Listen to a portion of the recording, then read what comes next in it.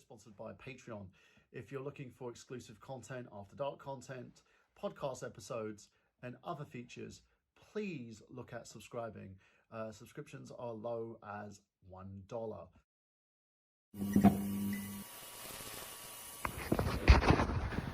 Hello guys, it's Mike here. I'm here with the dogs. They are walking and doing their thing. So I thought I was going to do a little bit of video giving you guys an update on what's going on. I am currently... Oh, they're making a friend. Hey Luigi, lucky you've made your friend again. He's a rather big dog. Luigi's behaving herself because she is she is not barking at him. Luigi, it's okay. He's a nice dog. Hello, handsome. Guay guay. Come on. So yeah, so he's a nice boy. He's a big boy. He's a nice boy. So yeah, it's 3 degrees here it's evening in Pinghu, Jiaxing, Zhejiang province here in China. It's a really nice night, and we've got like loads of quality time being spent with me and the kids here as we go for our 1 hour walk. I've been also preparing myself as I'm focusing in December to compete in the Spartan race in Shanghai, and I need to do this for myself.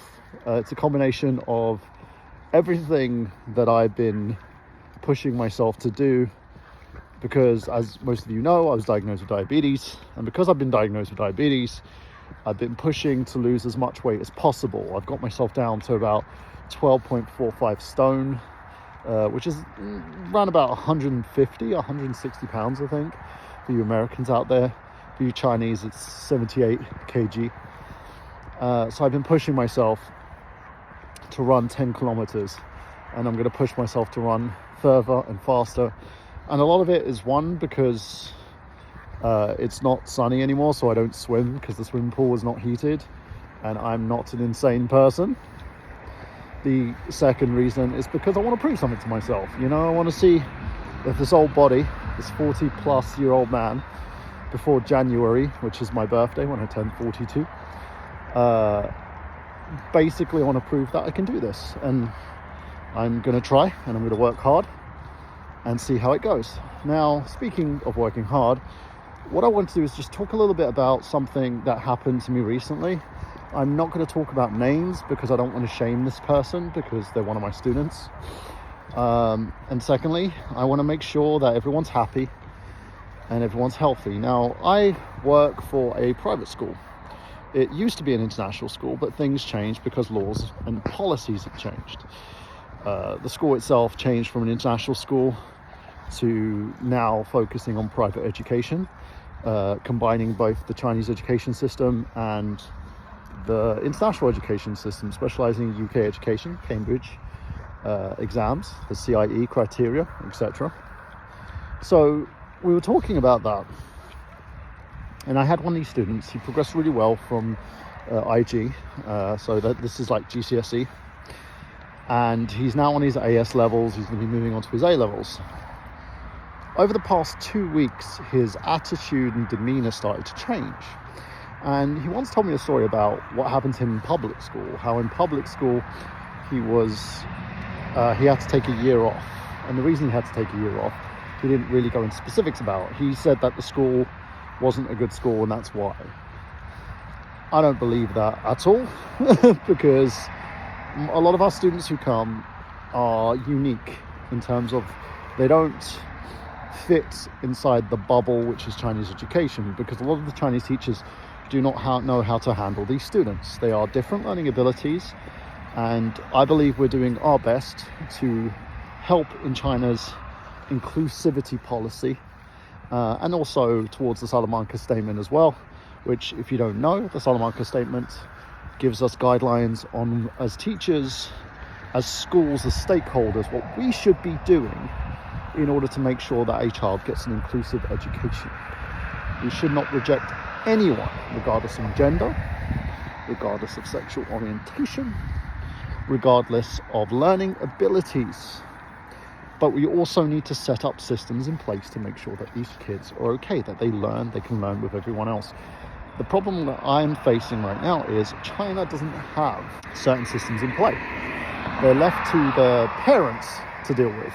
Let's be honest here. And a lot of parents, due to cultural, traditional beliefs, do not believe in special needs.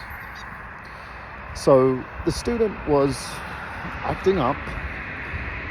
Recently he started reading certain books, would not pay attention in class, would not focus on his homework, would not do anything he was supposed to do in order to prepare himself for his AS level exams. This left me in kind of a bind, because I sat there and I was like, And I was testing this student, getting him prepared for his IELTS exams. I was doing one test a day, 12 p.m. We would do speaking, listening, reading, and writing. And I basically did the test myself so I could assure him that I knew what I was doing, which I do. Anyone should know what they're doing when they're preparing for something. You should take the test. So we went through the test. We did the test. And once the test was, he has been doing the tests, and one day he just didn't show up. And I asked him, "Are you okay?" He's like, "I don't need the test. I'm going to Boston University."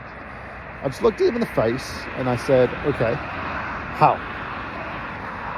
Are you just going to be focusing on your your AS levels and your A levels towards Boston?" And he went, "I don't need those. I'm going to Boston." And I just looked at him in the face and said, "Look, your mum's not a millionaire. Your mum certainly doesn't have the same money as guys like Donald Trump, who could probably buy a building and get their sons and daughters into a university.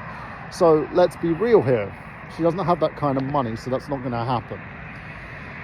Then I heard that he said some very nasty things to one of our younger students, very alarming things. So the teachers didn't know how they could deal with it, and I was explaining, look, we have a counsellor on site. She needs to talk to him. We need a diagnosis, and then we need to go and talk to his parents, because we need to alert them of what's happening. He then said he lost his glasses. Doesn't know where he put them. I think that's a bold-faced lie, but anyway. So he just kept yelling. He kept, demanding his phone, yelling at his homeroom teacher, and I had to step in and was like, "Listen, this stops today." But I could notice he was going 1 minute from one demeanor to another. And I had to keep snapping him back to reality and go, "Hey, do you understand the way that you're acting and the way that you're behaving? And the fact that you're behaving this way is not helping you right now." He assured me he did. And we went back to normal. He kept going through it again. Like 1 minute he was fine. The next minute he would go into complete nutty behavior. He said he was fine. And he understood what he did wrong. He apologized to everyone. But then he would snap back into the behavior again. And I started to realize that it was over one of two things. He was having a mental breakdown, which, let's be real, China's testing system, anyone's testing system, anywhere you go, it's not a good system when you put children under constant pressure. That's why they're talking about a new thing that's happened recently where people are laying flat, which means they're going against China's education policies because people feel like they're doomed. And this is with every country, it's not just here. A lot of people feel that they're not acquiring the skills they need and that things like AI are going to be replacing them, and everyone feels hopeless. So I took this guy out for dinner with permission from his homeroom teacher. She was supposed to take him out to buy new glasses. I took him out to buy new glasses. And then I took him to go and eat some KFC. And we had a conversation. But I also got her to get onto his parents, have a conversation with his parents about his behavior, and kind of pressure them in a way to get him the help he needs. Because the traditionalist thinking of certain people here in China, it's getting better, but there's a traditionalist thinking that parents don't want to lose face. That if someone has mental health issues, that they're gonna, they're not a normal human being. And as someone who has mental health issues, I suffer from dyslexia, I have ADHD, and I suffer from chronic depression. These things can't They don't go away, but they can be managed. And they can be managed when you have a good doctor who can practice these things and who can help. He doesn't have this right now. His parents have money, and I told him, if you don't sort this out, you're going to end up in a situation where you're going to just be taken out of school again for another year, and then it's going to take you longer to achieve what you want to achieve. And my hope is that they do deal with it, that they do help him realize his problem, because I can't diagnose. You shouldn't diagnose someone as a teacher. It's very dangerous to diagnose someone with a problem because you are not qualified to do that. Let the doctors do that. And it's the same if you're self-diagnosing. That is really bad. You need to get a psychiatrist. You need a doctor who specializes in mental health to diagnose you and then get the relevant tests done. So we all go through this. I've been through it. And face is a big thing here. Louisa's just smelling around. I think she's going to do her business. So we as people need to deal with this and not treat it like it's nothing. Because the more we treat it like it's nothing, the worse it's going to get. And I hope this young man gets his help that he needs. Now, I will say, for all you people who sit there and go, oh, China this and China that, listen. It's not just China that has this problem. The UK has a similar issue. The US has similar issues to this because people don't want to be seen as not normal. And let's be real, we're all normal. We just suffer differently. We learn differently. We have different ways of learning. We have different learning abilities. And we as people need to understand this, but also we as teachers need to be mindful of this. Because you've got a class of 30 students. You cannot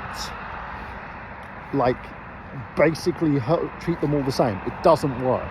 And if you want real inclusivity, you need to make sure that you are mindful of people's change of behavior, of people's difficulties in learning, and find ways to enlighten people, the stakeholders, the parents, the faculty, your principal, even the doctors and the counselors, so that these children can get help and they can continue their learning journey. Because otherwise they will get lost in the system and they'll end up with nothing.